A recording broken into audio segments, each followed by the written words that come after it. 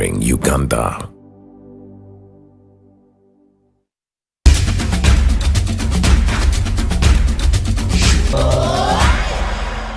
Yes, a very good evening to you tuned in to UBC TV. Thank you so much for following all our programs and welcome to this week's edition of UBC One-on-One with Michael Jordan Lukomwa. We thank you so much for watching all our programs, and here is this edition. Now, for some good time, we've heard of stories of disenfranchisement of land rights from people in one part of this country called Bunyoro. Yes. How factual is this? We're going to have a discussion with a leader of one of the entities that is spearheading a voice of these people who think that something wrong is happening in their community, and get to understand it, all of us as Ugandan. Then we shall know exactly what they think would be the right thing to be done in their community. Join me, welcome Mr. Doviko Baleke. Batwale. Oh, I beg your pardon. Mr. Doviko Batwale.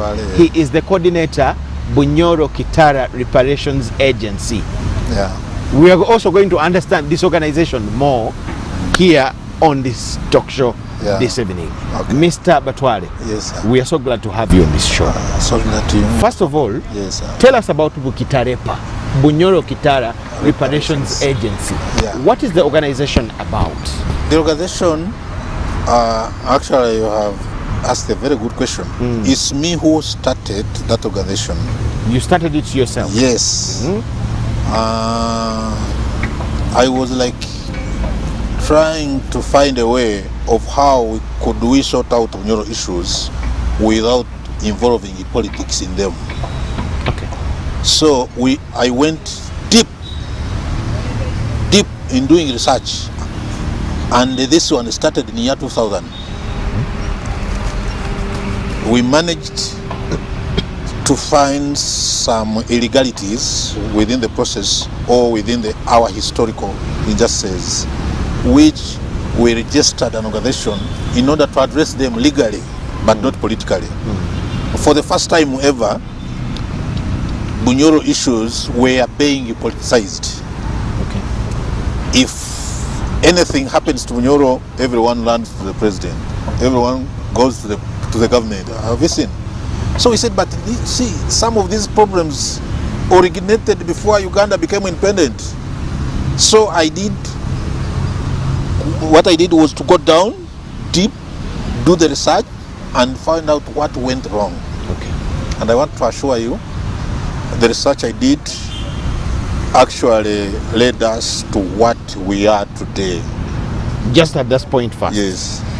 Bunyoro Kitara Reparations Agency. Yes. Let us start with, what are these issues?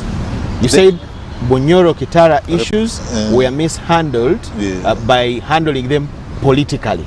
Yes, exactly. We'll get to know what handling them politically means, but exactly. What are the issues? The issues of this organization is to address... what are those issues that you discovered that were being mishandled? One was the land rights. Okay. How could the Bunyoro have lost land to colonialism, to colonialists during that period of time? Two, is it true the colonialists took Bunyoro land illegally or was an illegal act? Okay.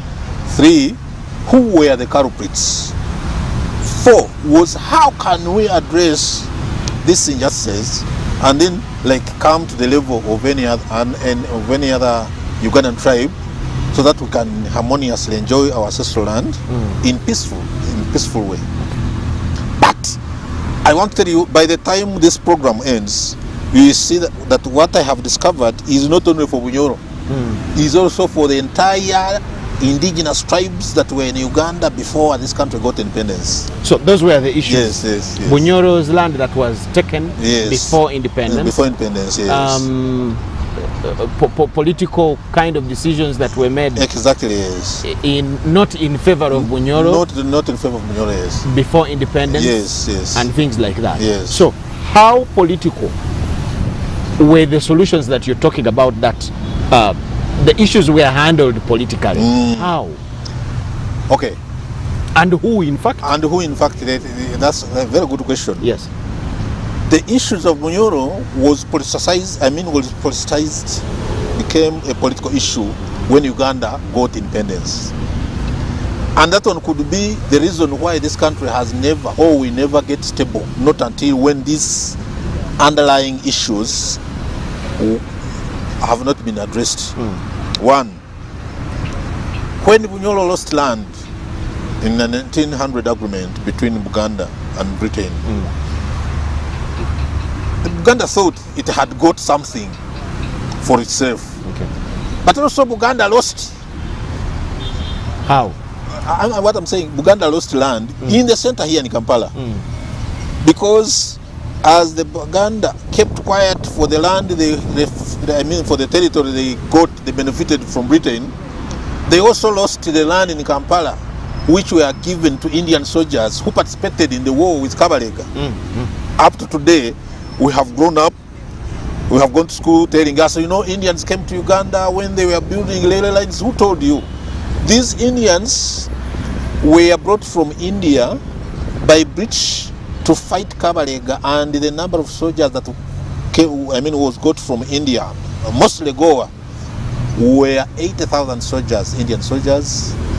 Then they also got 38,000 Baganda soldiers.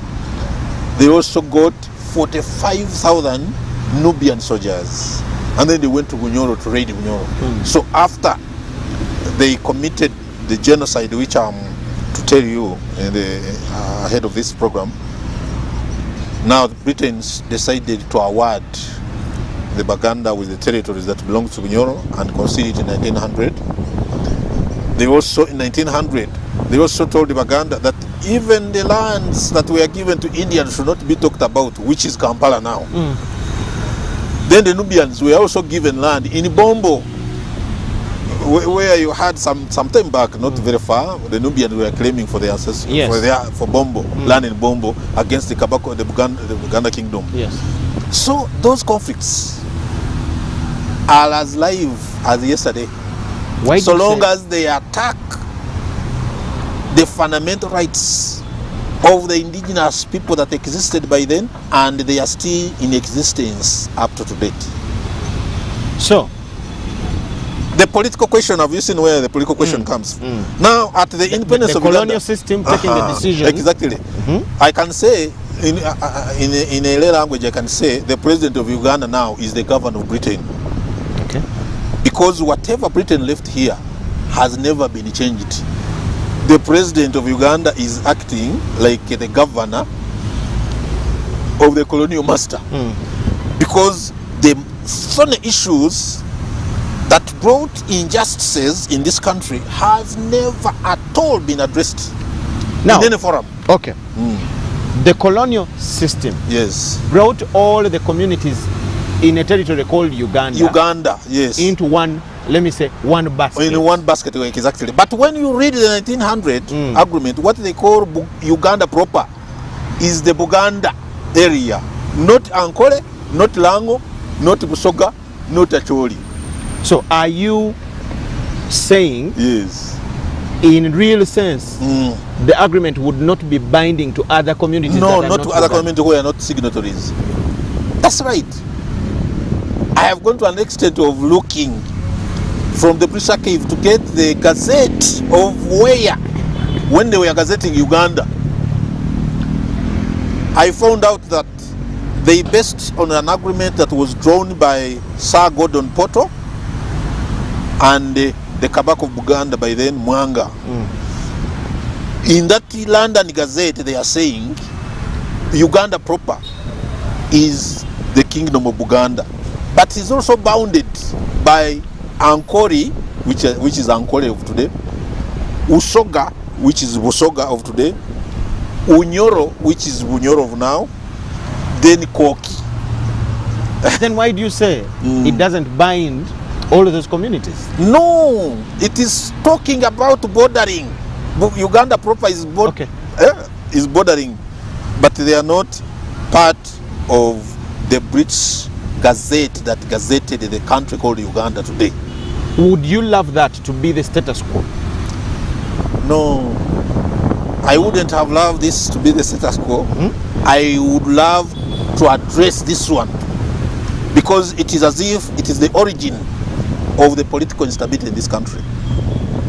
When you say political instability in Uganda, what exactly do you mean?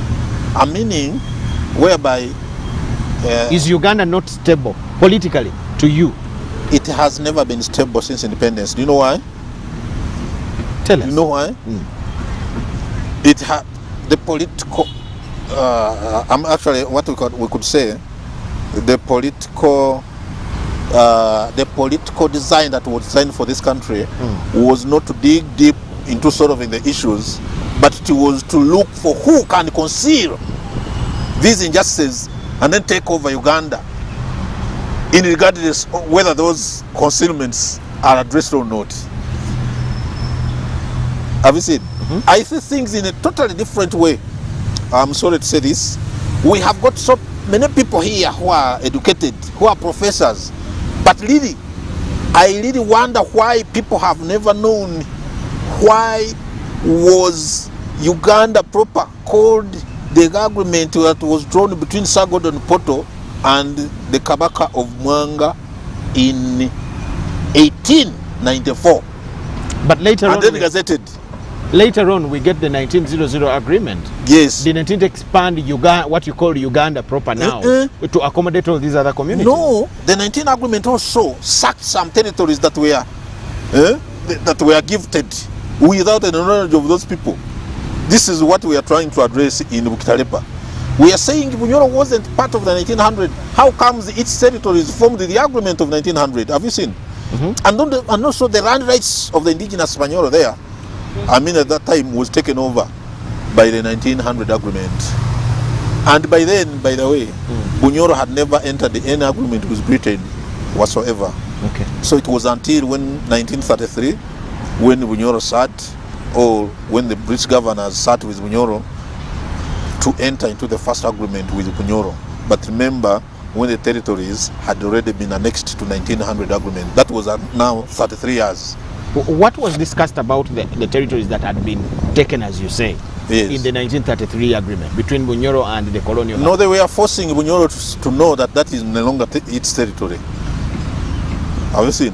I happen to come from Shibale, Buyaga and Bugangaize, which was part. And that's why I'm fighting tirelessly to address these injustices. Because the people in those lost counties, the indigenous Spanyolo, were not a party to this agreement.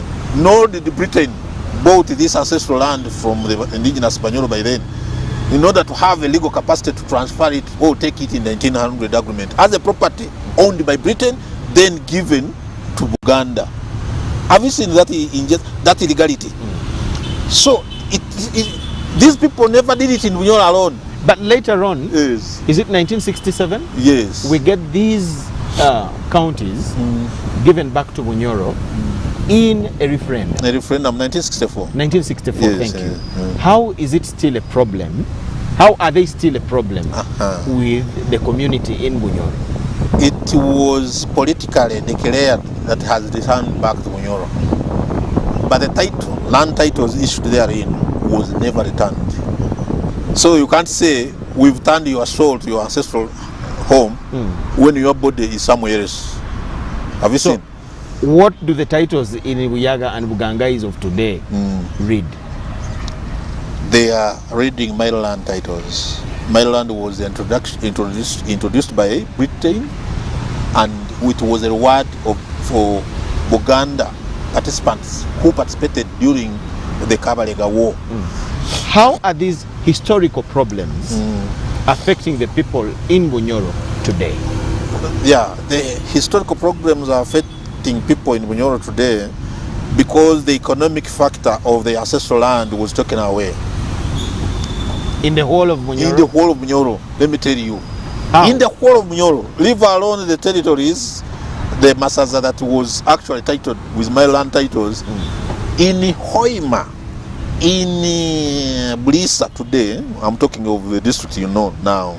Then if you go to Masindi today, most of that area has crown land titles, game reserves, forest reserves. And that, do you know what it means? No. It means all of them, when Uganda became independent, Uganda inherited all these assets for free.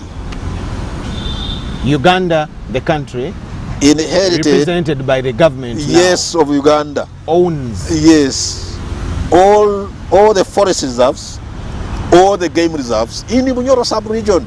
It inherited it. but unto those features that are supposed to be in the hands of the central government? No, the laws has changed, by the way. The laws has changed. If you ask the government, because there is a case which Bukitalepa has sued the National Forest Authority and the Attorney General in courts. So one day the judge said, you go and see if you can understand one another, you can sort it out. When we talk to these people, they told us, but for us as government, we inherited these forests from colonialists.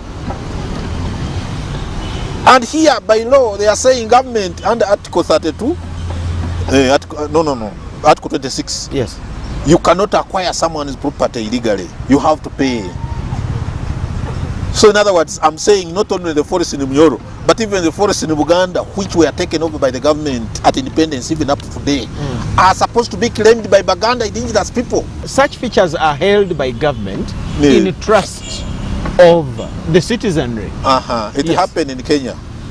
There is a case which has been handled by court or African Union court. Actually, everything government holds, be it this UBC TV, yes, they are holding it in trust of the citizenry of Uganda. But it is a property of the citizenry. But not the land. That's why the constitution is saying. How different is the two? Is between the two? You can hold something that benefits the community, maybe the hospital, maybe an administrative block, but not the land. Never. In Uganda here, not the land. Because the land remained in the hands of Ugandans, but not the government of Uganda. In Kenya, where Kenya was a colony, the Brits took over the land from Kenyans. And when it went, it left the land in the hands of the independent Kenyan government. Here Uganda was a protectorate. The issue that was in Uganda is totally different from Kenya because the Brits had the role to protect us with our properties, not to take away the land issue or even to interfere with everything. In Bunyoro, if I am to go to Hoima now, what are the problems that are in the area, in the territory of Bunyoro? Generally now, that are a result of the injustice that you're talking about. Okay. The problem that are in Bunyoro, which are as a result of the colonial injustice, Bunyoro land has been customary for more than 3,000 years ago. Yes. We have never titled our ancestral land. It was defended by our ancestors' blood, and that blood is there protected. But today,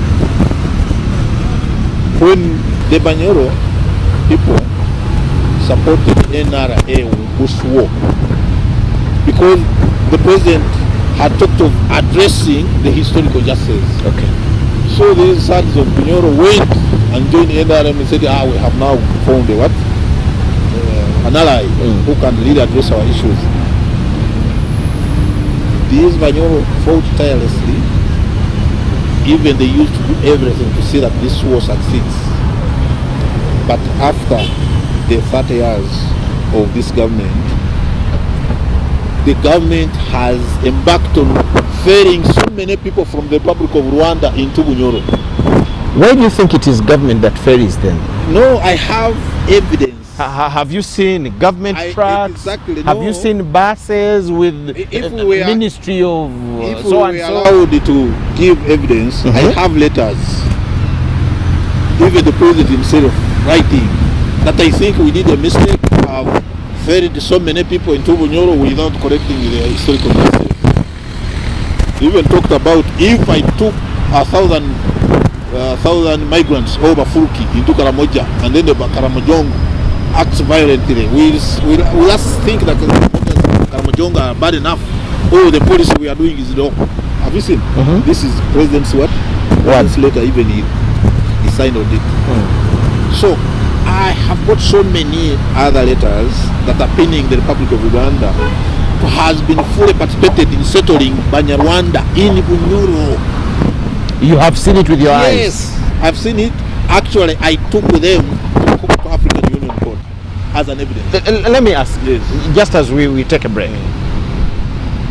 I've seen Congolese in Kampala, I've seen Indians in Busoga, I've seen Banyoro in Kampala, I've met Banyoro in Arua, I've met Bagisu in Kasese. Very much. I've met Banyarwanda. Actually, I've went to school with Banyarwanda. I went to school with Indian children. Yes. What is wrong with Banyarwanda coming to settle in Bunyoro? And before I answer that question, who are the Banyarwanda? The Banyarwanda are the citizens of people coming from the Republic of Rwanda. Yes. It's not a tribe. Yes. What is wrong with them settling anywhere in Uganda? Exactly. Now, just like we have Ugandans, Banyoro, Bagisu, Baganda, Lugbar in the UK and America and elsewhere. Let me change. Let me come close to what I'm telling you. Yes. The Banyarwanda means a citizenship of those people coming from Rwanda. While when you go to Rwanda, you find Abatusi as a tribe, yes, Abahutu as a tribe, and the Abatwa as a tribe.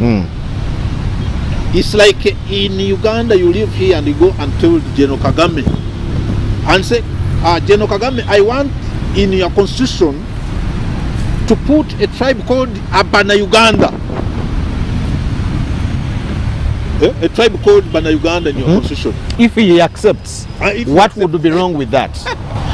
If he accepts, it means any tribe of Ugandan citizens, you are part and parcel of the Republic of Rwanda.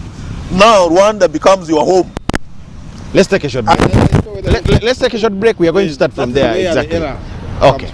Thank you so much for watching. Let's take a short break. On return, I want Mr. Batwale to explain more and make us understand why it is wrong for a Rwandese or a Rwandan to settle in Bukedea, in Amuria, in Hoima, or in Mbale.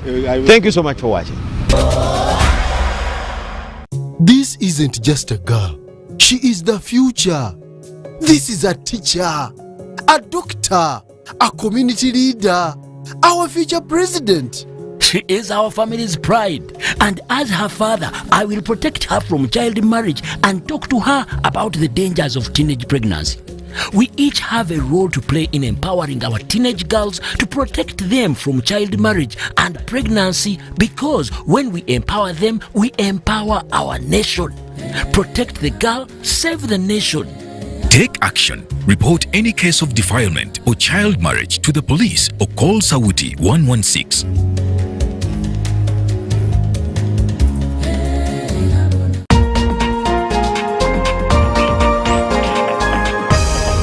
This weekend on UBC.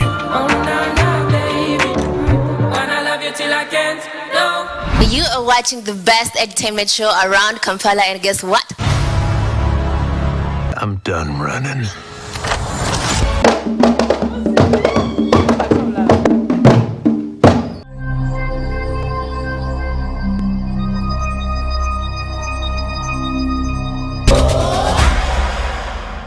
UBC one-on-one with Michael Jordan Lukomwa. We are discussing issues to do with justice stroke injustice in Bunyoro, which is looked at as historical.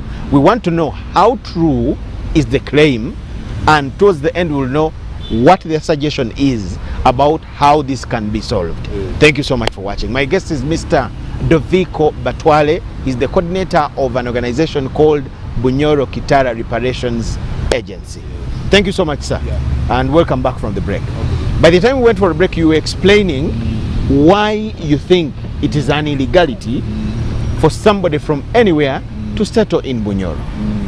Continue. I was actually highlighting, because I gave an example of Ugandans. Today we have them in Saudi Arabia, everywhere, all over the world. Yes, it is true. If a Munyarwanda gets an opportunity for to settle in Bulisa, what is wrong with that? Okay. What I'm talking about, first of all, is to generalize a citizenship of a country into our national constitution. That was an error.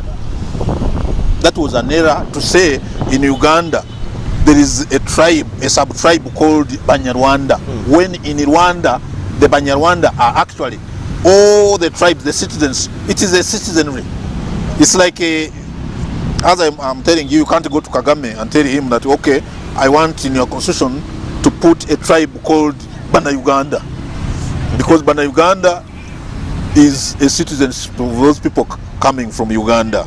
So here, in our national constitution, there is a Banyarwanda. Exactly. Over people called Abanyarwanda. We are recognizing a citizenship of the country into our country.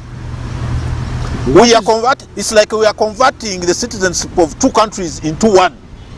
You are bringing the Banyarwanda into Uganda. Generally, the Bahutu, the Batusi, the Batwa as part of your country. Now, that's where this is where I want to expound on that.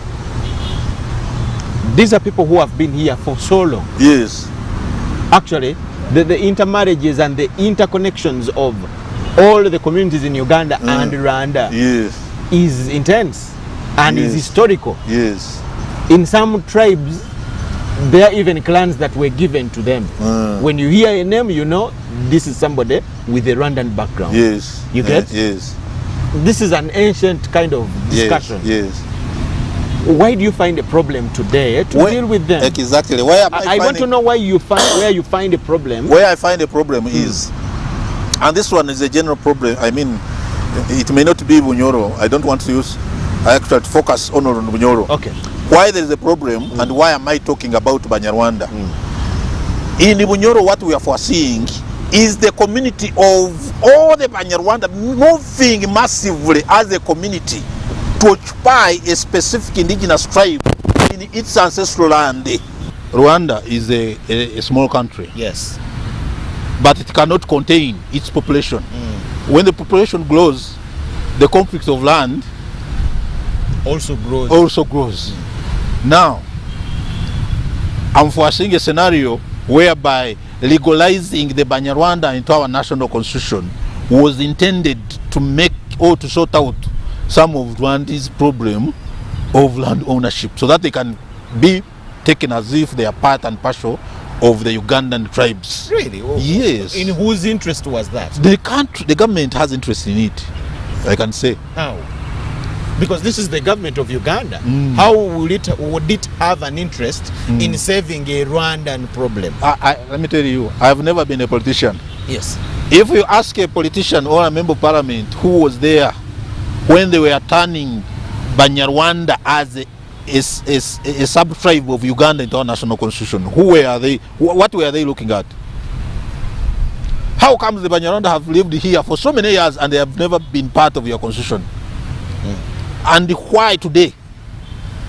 And then after they have been made part of our constitution, now they are moving families massively to be part of the Republic of Uganda because constitutionally they are part of you. And this is what is causing land it's called what? Differentiation. Land differentiation of our rights. This one does not only end in Bunyoro. The Bagisho should also look at themselves. The Bateso should also look at themselves.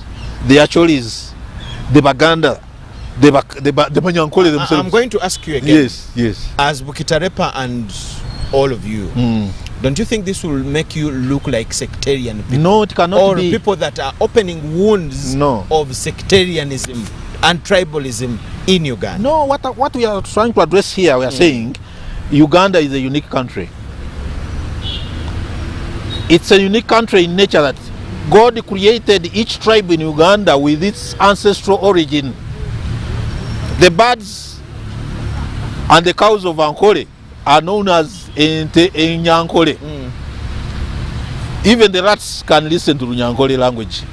Even the birds. Yes. The Banyankole comes from Ankole and their ancestral origin is Ankole. In other words, they possess that radical title as their inheritance of the ancestral land. Yes. The Baganda the same.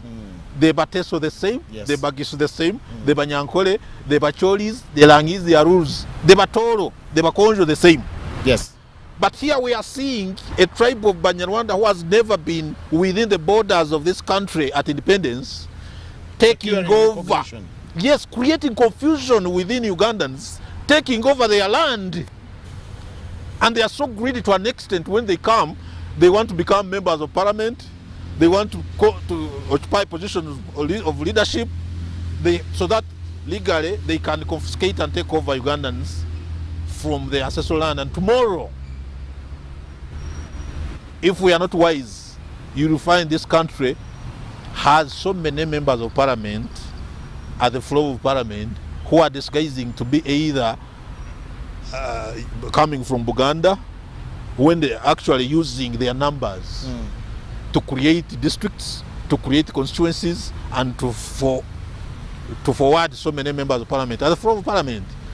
Like in Bunyoro now, as we talk, there are so many people who are non-indigenous Banyoro presenting Bunyoro sub-region at the floor of parliament. Do you know what it means? What does it mean? It confiscates the rights of Banyoro to participate in the political arena of their region, even distorting the level of presentation at the national parliament. Is that recognized anywhere? It is illegal. Of Uganda, it is illegal. That a Munyoro has an entitlement to represent Bunyoro. It is illegal. Because we have had an MP of Indian origin in Kampala. In Kampala. Exactly. Even in Tororo. Thank you very much. That's okay. Because that we have had a mayor in Machindi. Exactly. That's what I'm saying. Dr. Ian Clark. That Indian member of parliament never went to India to ferry all Indians to come back to Mbale and vote for him. Have you seen have you seen the difference? Okay. What I'm foreseeing in this country is your point is in his endeavors to become an MP. Yes, he had no hidden agenda. No, he was actually voted by the indigenous Baganda themselves. Thank you so much. By the Japadolas in Tororo exactly themselves. But he never went to India to ferry in people from India vote for him and put them in the voters register and then vote for them. That's what is happening in Bunyoro. You are opening wounds. We are actually of historical occurrences. Yes. Things that happened 3,000 years ago, 300 years ago. Yes. Don't you think they will cause more problems today? No, we are not. And we are not. You're not only opening, but you're mixing issues of 300 years ago and issues that are current. Yes. And you're going to cause a problem. No, let me tell you. That's why they say in the Bible. I don't normally read the Bible, but they say, they call it a stone over the what? That the stone that would have built an important stone was forgotten. You cannot build a country at a basis of an injustice. It will never happen. It will never happen. That's why we are trying to show the world, as I'm talking to you here, I'm trying to open the eyes of those Ugandans who are still sleeping, that we are in danger. Actually, I was going to ask you that. Yes, we are in danger. We have not had vibrant complaints of the same in other places. Because so many people have not seen it. Why do you think should I be the first person to hear this? Can I give you the answer? Give me. We resisted colonialism. When all other tribes of Uganda has never known the behind motive of these colonialists. It took other tribes in Uganda 60 years to realize that actually these people came to colonize us. So can you take me as that wise Munyoro who resisted colonialism and other tribes of Uganda saw it after 60 years? Am I saying? I get it. Yes, so address me as a Munyoro, an intelligent Munyoro of that kind, to be here, like opening the eyes of so many Ugandans on what I'm talking about. It was illegal for this country to have stand a citizenship of another country called Banyarwanda into our national constitution. Do you think this can be reversed? And how? Yes, it can be reversed. One, you go back. The indigenous tribes are written at the gate of parliament. At the gate of parliament. At the gate of parliament, they are there. Yes. those indigenous tribes, if you were not here when this country was getting independent, you should not be taken as if you are part of this country. How? I'm telling you. But today, why? How can you address this? We are a country that even welcomes refugees. Refugees. Why are you calling them refugees? Refugees are refugees. Even they are called refugees, and they are kept in 2 camps. Have you seen?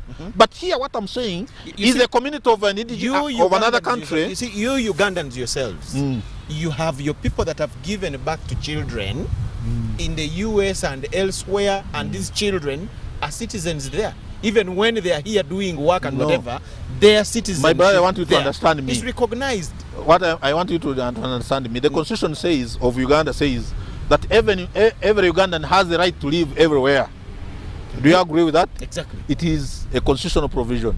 You are limiting some. But I'm talking about a community shifting to occupy other communities. Okay. I'm talking about citizens of Rwanda moving massively from Rwanda to occupy indigenous tribes of Uganda and overtake their ancestral land, take over politics, and take over the entire country. How can it be reversed? It can be reversed if the